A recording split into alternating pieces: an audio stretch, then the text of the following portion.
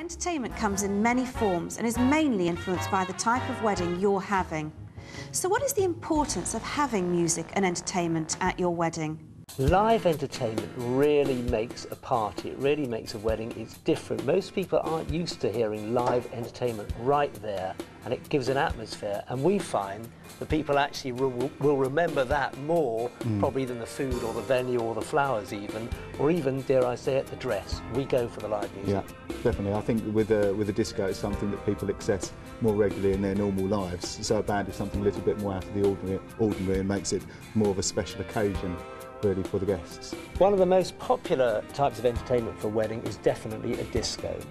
And there are good reasons for that, because a DJ is an economic proposition. It costs you less than a band. There's one DJ and there's usually more than one person in the band.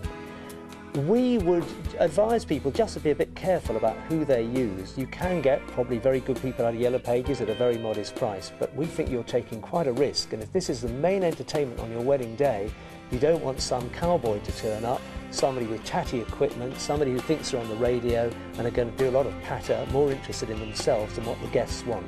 The kind of DJ that we specialise in at Function Junction, and would certainly recommend obviously, DJs who are used to dealing with top venues, West End hotels, country house hotels.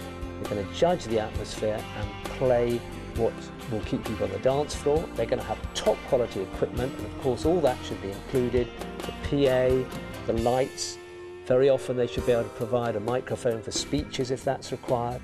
They're all part of the service. So although it will cost you a little bit more, you will really be getting top quality entertainment. One of the big questions is, what time do the band set up? This really depends on various factors.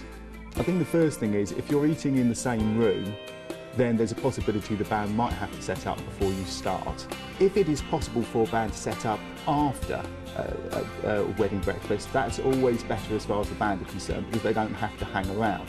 And of course it should be cheaper to the customer, although with certain wedding venues, the grander hotels, the marquee receptions, the late weddings, it's just impossible, and the band really do have to set up beforehand.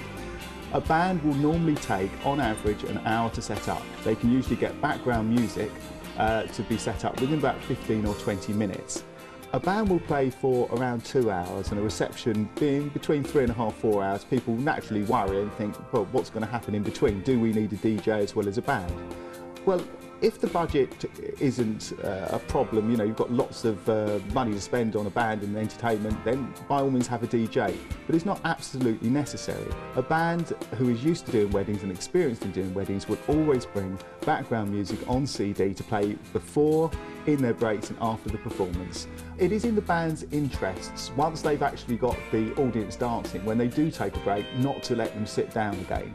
And that's why a good band will not have a fixed set of music to play from. And it's very important that, that you don't restrict a band. Tell a band what you want off their set list. Tell a band what you don't want off their set list, but leave them the opportunity to pace it the way on the night. Because otherwise, if people stop dancing, they don't have the freedom to move on to a different style. It's very often that you can start off with rock and roll, and that seems like the best thing to do, because you know, the older people at the wedding seem to go first at the reception, but sometimes that doesn't work, and sometimes you're better off with Brimful of Asher. No one ever knows. It's different every time, and you need the flexibility. So don't harness a band. Yes, by all means tell them what not to play, tell them what you would like them to play, but don't tell them the order to play it in.